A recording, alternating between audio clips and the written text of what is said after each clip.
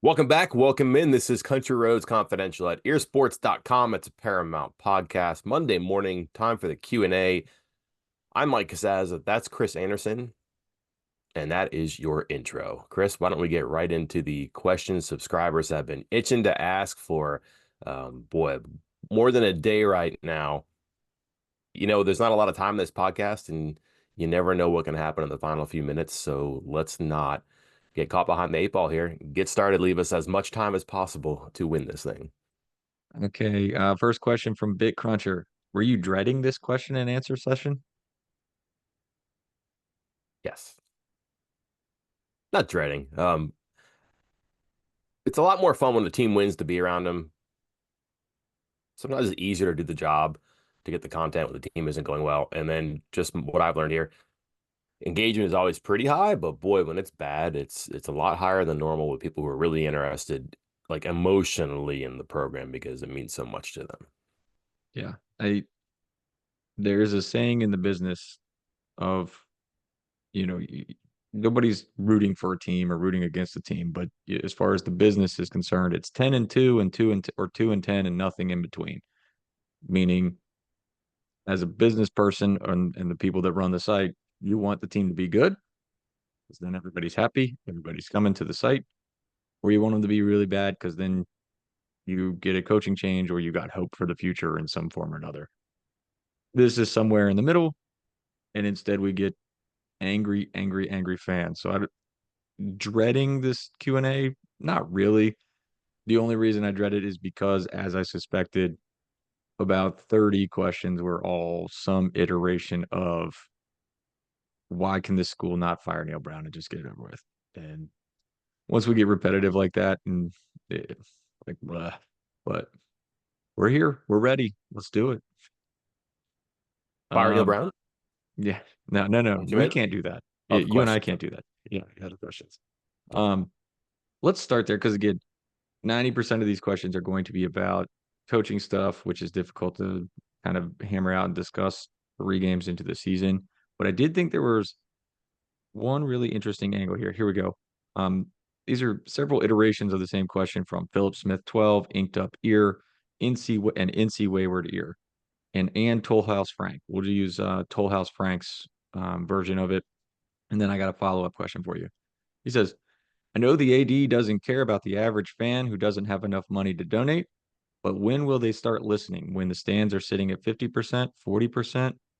And, again, a lot of people, hey, how much impact can the common fan have, et cetera, et cetera? And then what's the feeling among the big donors right now? I think that's probably an unfair critique of Brand Baker. He doesn't care about the average fan. Now, if the MAC was doing something along the lines of the I pay 20 a year that Clemson does, and all of a sudden all those people with small donations bailed, that'd be hard to ignore that noise. But here, like, I never see Baker in the press box before the game because he doesn't come up and like talk to the media, which is not a bad thing. I'm just saying he's busy. He's out in the parking lots and then he's on the sideline. And I'm down the sideline before the games too, and he's always working. So I think he subjects himself to that for different reasons. And one of them is probably to get the temperature. So I don't think that's fair. I think he does that work. You could be skeptical if they continue to balk at the making a change to the program. We'll see. Can they make a statement? Yeah, absolutely. Social media is really powerful. It's really loud, even though it's generally like a silent media with maybe anonymous people behind it too. But you could do that. I've always been like not too sure about how much attendance matters because the school gets tens of millions of dollars for simply being in a conference. So I'm not really sure how much that matters. But when you say that your school sold out season tickets, you're thinking, all right, well, capacity is 60,000. There should be 60,000 every game. If you go from like 60,000 that first game to south of 50 and then closer to 40, that's really hard to ignore. So those things do matter. Like that's still a fan sport. I know players play it and coaches coach and all that. It exists for them. They put it on TV for a reason, right? They sell $12 beers for a reason. And to West Virginia's credit, they have like corners of the stadium where there's cheap concessions now for the fans. I wouldn't lose sight of that. It's easy to get down and dejected, but you can certainly make a statement if you are so inclined to do so. How do you do it? You have to organize and activate. I don't know what that is. I'm not gonna throw the grenade in the room and walk away here. So that's not what I'm trying to say, but it certainly is effective. Absolutely. And I got two follow-ups on this. These are my own personal ones. Hate to interject myself here, but is there, in your opinion, a discrepancy between how the common fan feels about the moments right now and how the big donors are feeling right now? Who would you think is more ticked off, Chris? The people who spend like six figures on it? Right. I'd be pretty That's mad. that's what I'm thinking. But then that leads me to my second question because I feel like in A good the question. olden days, back in, Rich Rod, Bill Stewart, all that, we couldn't stop hearing about the big money guys and their thoughts on everything. I feel like I haven't heard a word from the big money guys about this situation, about Neal Brown, about what WVU should do.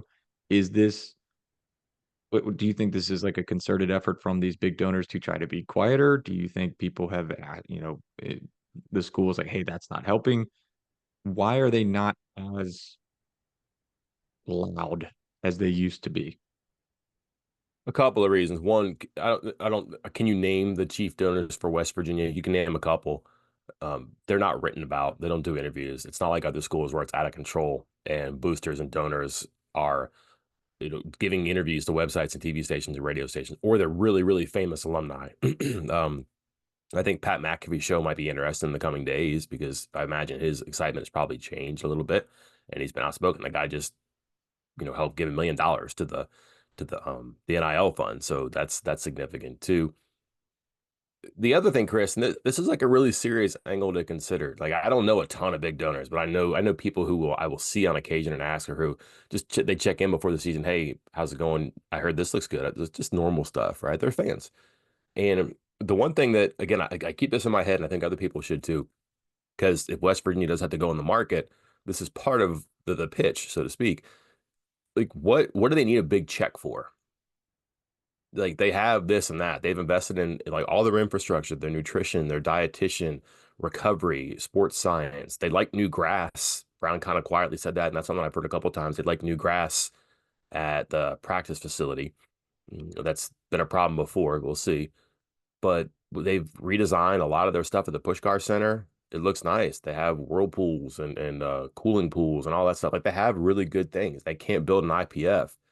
They get all this money. Like, what more does a donor have to give? Whereas back in the Rodriguez eras, he was very ambitious and creative and right on the line of legal and illegal about what he could do to get more money. And then the donors were like, hey, we can help you. Give him what he needs, or we walk. There was that very public, strong um, uh, posturing, I guess you could say, but it was because they were trying to go somewhere and do something so that West Virginia could join this aristocracy in college football. West Virginia's there. They're in a power conference. And again, they get millions and millions of dollars for being in a league. What do they need that they can realistically build? So a donor says, I've given all this money.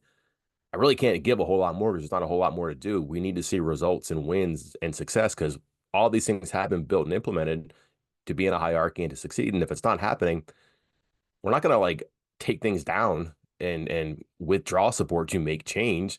We can enact change some other way. I think that's something to keep in mind. Like, what more can they do? Are they quiet because they don't want things? They don't see things they need and lack. I'm sure there are, but it's not so obvious that they're out there stomping for it on behalf of coaches about 500. Next question kind of centers on the other avenue here, I suppose, instead of the Neal Brown um, out the door, maybe making changes to the defensive side of the ball. And a couple questions regarding what West Virginia would do, like as far as, 76 Big Red puts it, if we fire Leslie but keep Shadon Brown, are we really fixing anything with the secondary? Um, Somebody else asked, is Jeff Castile the defensive coordinator the rest of the season? You addressed this on the board. Jeff Castile's retired. He's not with the program right now. So, We were this a uh, long time ago when it happened too. He very yeah, quietly retired. No ceremony, no press release, nothing. He just went back home. yeah. And so what what could be the move there? Are they promoting from within? Does it fix any of the problems this year? I think we'll just kind of lump all these questions in together. Sorry, guys. Yeah, I don't know what the fever dream is. Do people think that they're gonna like can Jordan Leslie and bring like Vic Koenig back?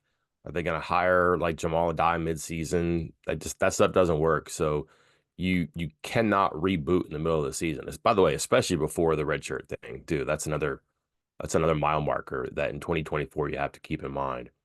What they could do, and I'm not sure they will, what they could do is they have two linebacker coaches, Chris. And if you need a defensive coordinator, Jeff Coons has been a defensive coordinator, and he probably knows this defense from front to back as well as anybody else, and he has the experience to do it. Also, popular guy. Trouble there is he's also the special teams coordinator. I don't know, could that use a fresh coat of paint too? So maybe that's like a not a negative or a strike against the idea. That's if they do that. So you could put Victor Cabral in charge of linebackers. That's entirely new to him. If you wanted to have a defensive coordinator who is not so overwhelmed by the sudden change that he should not have a position. I just think the math there maybe works. But they also have like those assistant position coaches now. They could probably get somebody who can step in and do that. You could find an analyst that on the staff. I'm trying to think of who it is. I think he works at Leslie. Trying to find the name right now. I can look it up in a second here. There's ways to supplement that. If you want to make the change at cornerback, they have Trey Bell. He was a cornerbacks coach just last year in the FBS. They really like him. They have Javon Codlin, who is an assistant position coach right now in the secondary too, who they really liked. One of the reasons they made these changes where they were not going to have multiple position coaches in the secondary, just one Shadon Brown, was they thought they could do it with assistant position coaches. The reason that you stock these analysts, these quality control coaches, the reason you develop graduate assistants, the reason you have these assistant position coaches is, yeah, you can help out in the day to day and make life easier. And you can do creative things like what West Virginia has tried to do this year. But also, if you got to fire somebody or replace somebody, you've developed somebody in house. And that starts like day one, like onboarding. You also, I mean, you know, like where to do your HR stuff and like what time the lift is and all that. But also, you pretty much get work like an assistant coach so that you can do it one day. Maybe not at West Virginia, maybe some other school, but you're getting prepared. Brown's invested in that.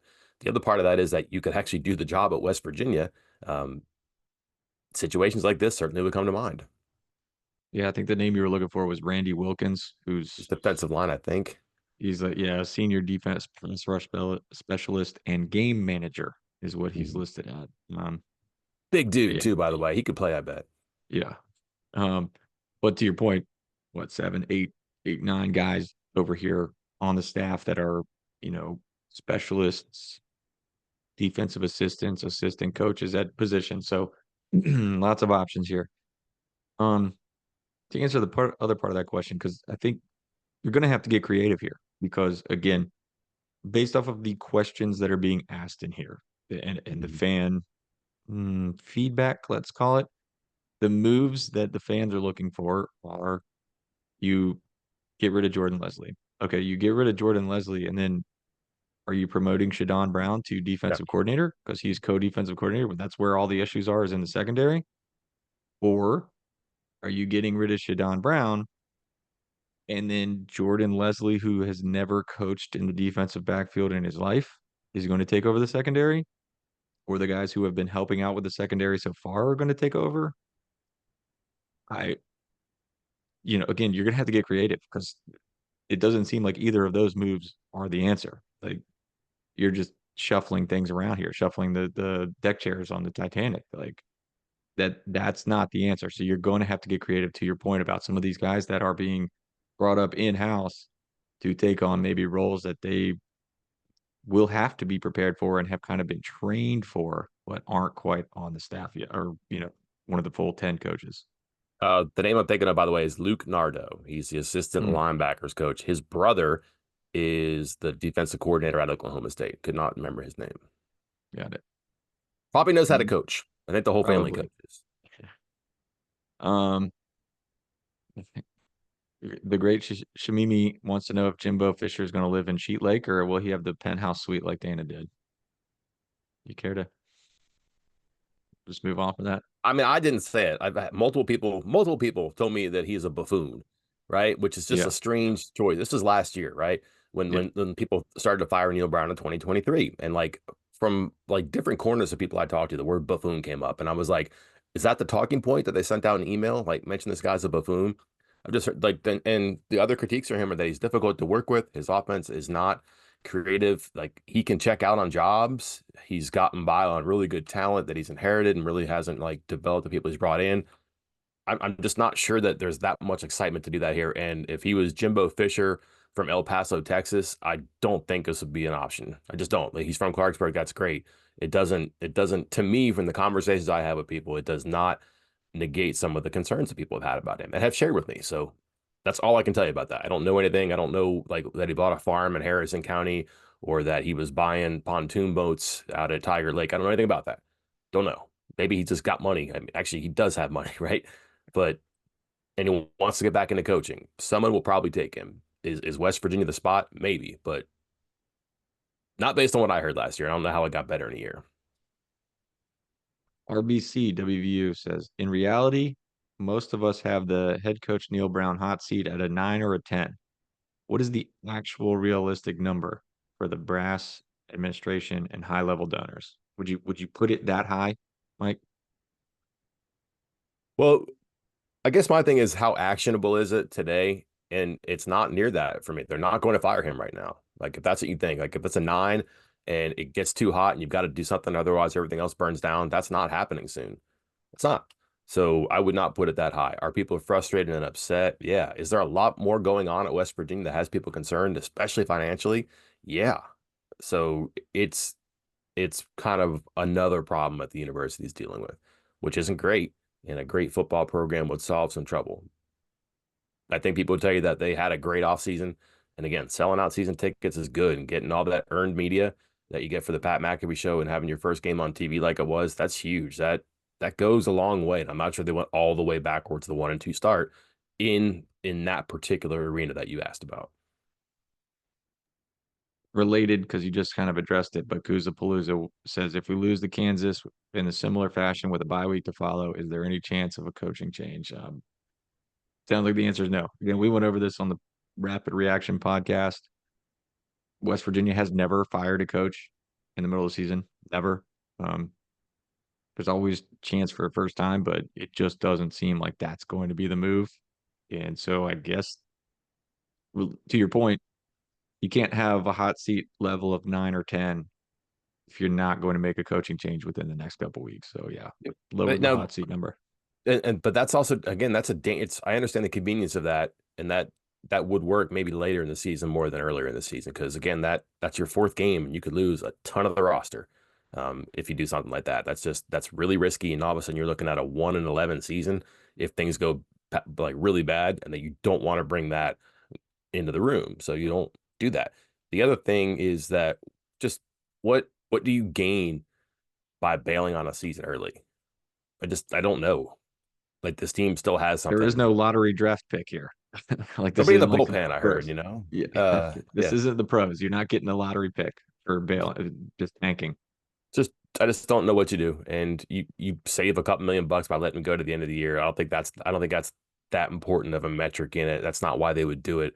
Just what would you do? Now, granted, you could do damage too. You could do a lot of damage if it goes bad and you keep them around. And then you have to be responsible as an athletic department university to do that. But there need to be like strong and stark warning signs that that's happening. And we'll see. I mean, we'll see what the crowd is and what the effort is. The guy's been resilient before, like he just has. So he's gonna have to pull something up from his sleeve again and make it work.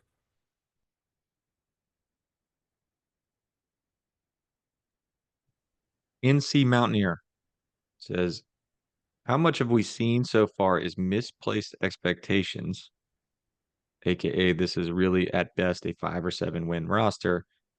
Alternatively, is this a team that could win 9 to 11 games under some circumstances slash luck, and they've blown it?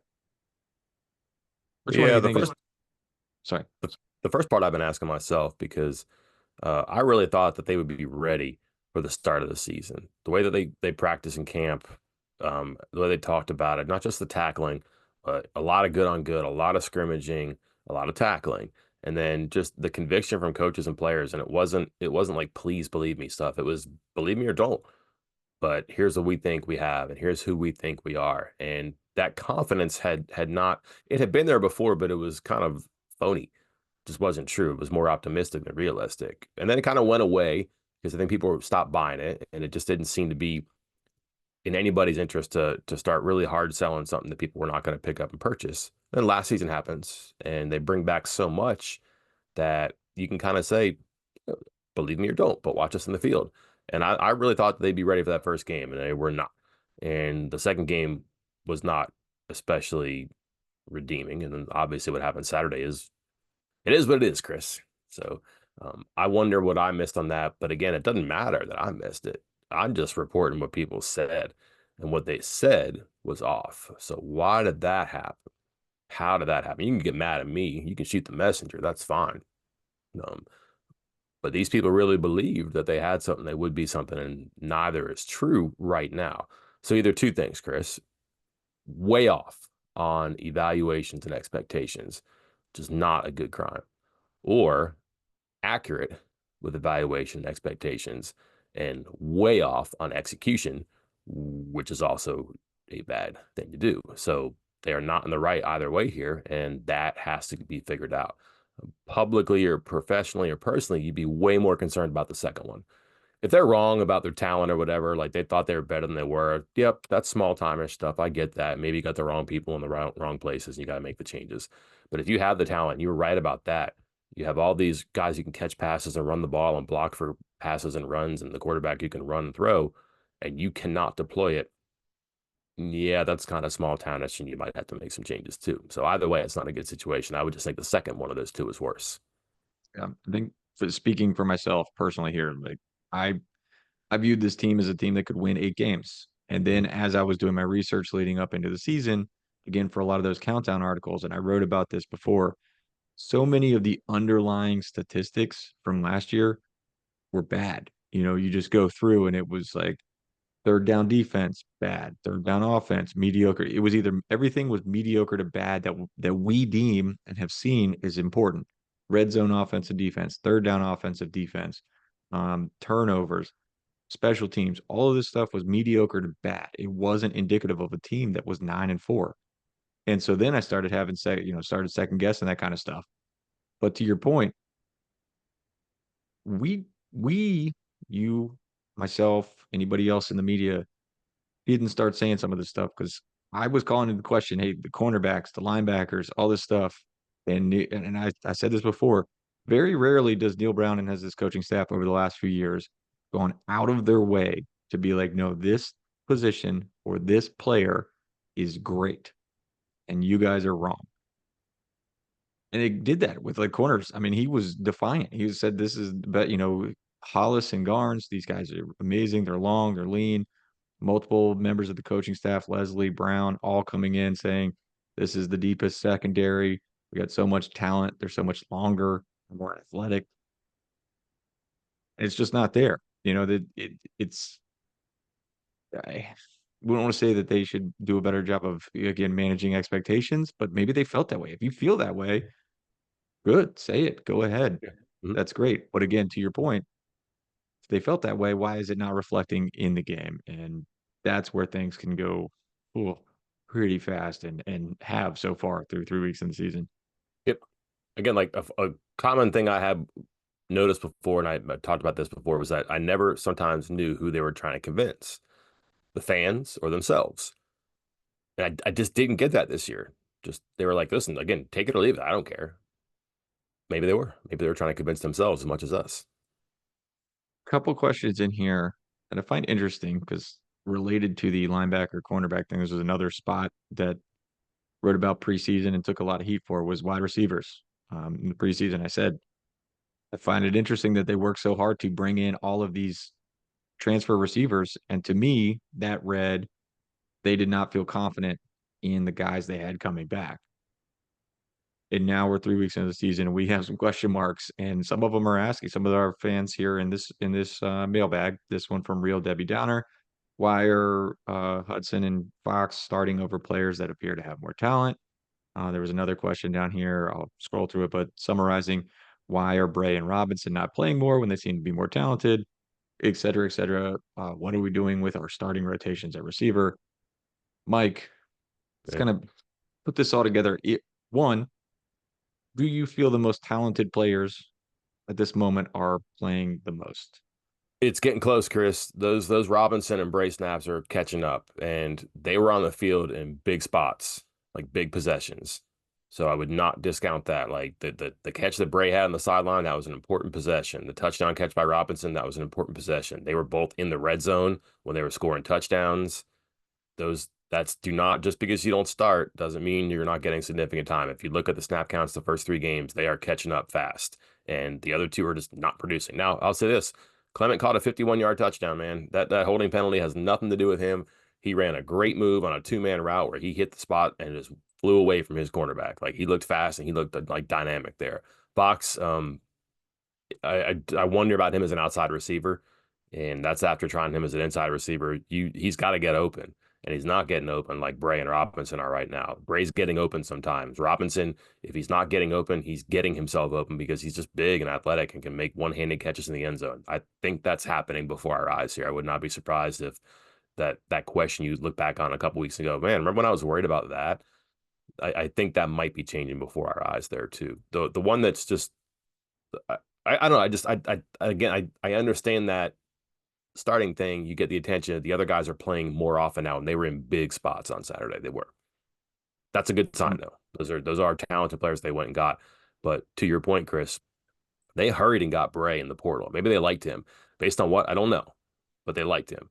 And then they spent the spring going, yeah, we're good at receiver. We got things we need. And quietly at the end of the spring, you heard we could use a tall guy outside. And then as soon as the portal opened up and the spring was over, they went and they got Robinson. They knew. They knew. Like there was going to be concerns there at receiver, I think, as far as depth or explosiveness. It's great things to make, acrobatic catches in practice against your teammates in the secondary, which not sure how much of a superlative that is, right? Got to do it in games. The other guys are don't doing it in don't games need to now. put that one on the resume. Yep. Um, to your point, first week one against Penn State, the split was literally 2-1, 93 to 46 for Fox and Clement snaps, 46 for Robinson and Bray. Against Pitt, as I'm looking at here, quick math, 90 to 70, something like that. So still more to Fox and Clement, but to your point, starting to shift the other direction. And, maybe it's Kansas. It's 90 to 70 in favor of Robinson and Bray, and it just keeps continuing that way. Um, Mike, what do you think? This is from Eric Parsons. And there's a couple other in here. What do you think has caused the fall off in Green? Do you think he's trying to prove he can be a pocket passer, causing hesitation? Or do you think that the staff was coaching it out of him? I'm having a hard time seeing this one, Chris. He looks a lot like himself and better in some areas. So I gotta oops. I have to I'd have to learn more about that from the critiques. He kind of is who he is. He's not running as much.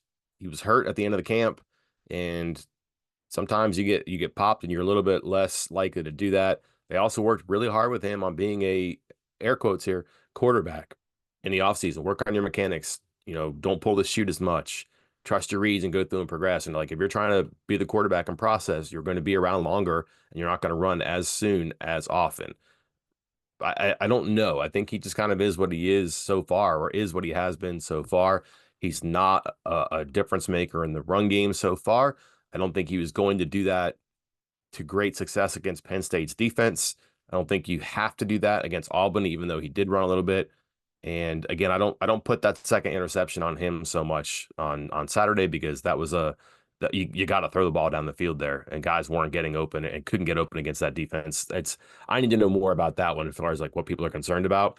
Like, am I missing something there, Chris? Like, what is the concern? What do you watch and see that could be regression or isn't progressing as much? I don't know that I have a great answer here, although yeah, certainly it hasn't been good enough. He's not gone to that next level like they hoped for, and kind of said that he would. Yeah, I was gonna say, like, let's not say regression or progression. He's kind of just the same. He's the same guy that he was last year, which was quarterback who could have explosive plays, who could run the ball, but oftentimes wasn't completing very many of his passes. And again, you look at his first three games last year. I'm not counting Pitt. I'm going to go with TCU as his third game because he did, get hurt very early in Pitt. Came back a couple weeks later, but through those three games, he was 36 of 66 passing, and he ran the ball 32 times. Through three games, he's ran the ball 28 times. So I think he's running similarly amounts, but he is throwing a bit more. So maybe the ratio is a little more tilted towards a pass look, but also opposing teams know about him now. Last year obviously they knew that he was a running quarterback, but they didn't realize how explosive he was, especially beginning of the season. maybe they didn't design their entire defense around trying to stop his run game. And now we've seen in two FBS games here where the opponent has put a legitimate spy on him almost at all times. So I don't think he's afraid to run quite as much. I just think he's the same quarterback he was last year, and which I don't think is a good thing. You know, you kind of want him to be better, but I think he's very similar to what he was last year. They don't have a lot of the college quarterback stuff right now. They're not doing a lot of run game stuff with him. They really hammered him hard about his decisions in the RPO game the first couple of games. And those might be coachable things that had to be fixed. Maybe they have been. You just don't see a guy who's just winging it a bunch. And I think you'd much rather have a guy like Holstein, who's again read, check, run. And if it's that simple, that's fine. But Green, when Green was not polished, I think reckless is the word they like to use. I don't like that at all. But like when he was not this refined, polished guy they want him to be, he was fun. He was effective. He was one of the top returning, productive quarterbacks in the country. Don't see this. You don't see an elevated level of that right now. You see some of it in flashes, but I don't know. Maybe he's fighting himself a little bit. Maybe he's listening to coaching that's trying to get him, to be more of a, again, air quotes, quarterback. It has not looked better for sure. Bad, I'm not sure about that either. But yeah, I certainly get that. It's not what they desired him to be. From down the clowns, the offensive line starters played 100% of the snaps. I did not realize that. I'll have to double check that. But Yeah. how much of a factor is fatigue in the fourth quarter on the O line? And will one or two more backups start getting in the rotation? Mike, did they? I'm looking right now. Yeah, 79, Yeah. 79, 79, Not one sub. 79. Ooh, that's tough, man.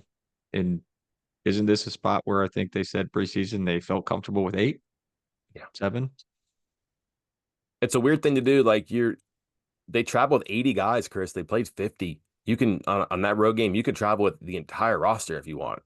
And it's not like they're having to get like an extra plane. They're going to Pittsburgh. So they brought these guys and they only played 50. So 30 guys traveled and didn't play. And that is unusual to me. Again, who knows the health situation? You could be critical of the defense like Jacoby Spell's not playing at all. We played four cornerbacks. One was TJ Crandall who played four snaps. So there are players there who didn't even make the trip and who aren't happy about it, but people who got there and made the trip and didn't play. Offensive line, Chris, they're up 10. They were playing great in the fourth quarter. They were up by Yeah. 10. And then I thought they were put in a really bad spot in that last drive. We can talk about the Traylon Ray miss and all that, but you knew it was going to be run, run, and then depending on the third down call, and they teed off on the offensive line on second and third down because they had them behind the sticks in a bad situation. And like I that that's hard for me to say that they were fatigued too. Like they didn't run the ball well, but they had a nice little balance there. And scored 34 points, Chris, and they were up by 10 with 5 minutes left. I'm not sure the offensive line needed a break at that point. We'll see. Maybe that comes out today that, well, we got to get more guys in. That's like that's like that's like chum in the water for fans when coaches say something like we got to get more guys in the game. It doesn't mean anything. Don't fall for that. Because yeah, we got to get more guys in the game. No kidding. You lost, right? But that doesn't solve problems. So if you're looking at snap counts or playing time, that's fine, but look elsewhere too. There's more to it than what's going on snap counts. Last question here. Again, we'll hash out the rest of them in a VIP mailbag, and maybe we'll have more answers after we have Neal Brown media availability today. But S8 Year 704 says, how in the world does Ren Baker come up with $20 million for the players, $10 million for Neal's buyout, and $4 to $7 million for the next head coach, all going out the door in 2025? Those, That's not those, those numbers that's are accurate, right? Because it's $20 million for the you uh, can proposed don't have settlement to, for but the you can. players, right? Yeah. And then Um, whatever would be left of the buyout, and then yeah, new coaches, and that's not even the whole buyout because then we got to include assistant coaches as well. Hiring So a staff, maybe buying a head coach out of another school, like it's a $25 million coaching change. yeah, Good luck. I don't know. I mean, thank God you can't burn couches anymore here because you got to get into as many cushions as you can to find money to make something like this happen. Like, can they actually get to $20 million? That's a huge question. That's a huge goal. You don't have to do it. Can they? That's going to be something that a lot of people ask about and talk about, including peers and recruits and players and all that, coaches on the campus and coaches that might want to come to campus. How do you get rid of a coach? That's if you do, Chris. Like just that number's big, and it's not easier to get rid of him now than it was before. We've been over this. The buyout is less, but there's more money because there's more years in the contract. So the whole thing about the extension was, yeah, the buyout's less at 75% instead of 100. But don't forget that 100 went to 85, which is next year instead of this year. And then it's zero after the last year because he's out of contract. They changed that, but they gave him more money. And like the whole reason you do that extension is like, well, we're not going to fire our coach in 2024. Whoops, right? Now you brought that back in the room. So that's a discouraging development, but it's also something that discourages from making a move too. And that's why agents and coaches like that stuff too. How do they find that money? I don't know, man. Scratch offs. I don't know if Brent Baker's a auto play on Powerball or if he has his own numbers, but he's gonna have to make up his mind there. Maybe there's like a gun bash he can go to and win some raffles or something like that. It's gonna be hard. If they're gonna do this, they have to find the money. I don't know where, I don't know how, I don't know who. Good news is, Mike, I just Googled Arizona Diamondbacks value. 1.42 billion for Mr. Kendrick right now. So, and according to this, purchased for 238 million. So, not a bad return for him if he's He's that footing if the that check hasn't cashed at the baseball stadium yet. Yeah, So, I would say, how much more does this guy have to do, right? Does he have to coach the games too and throw yeah. passes and defend them? Tough. All right, we'll wrap it up here now. Chris will have more in the way. Full Monday on the site, news conference analysis to follow. Until then, I am Mike Casazza. And I'm Chris Anderson. We'll talk to you then.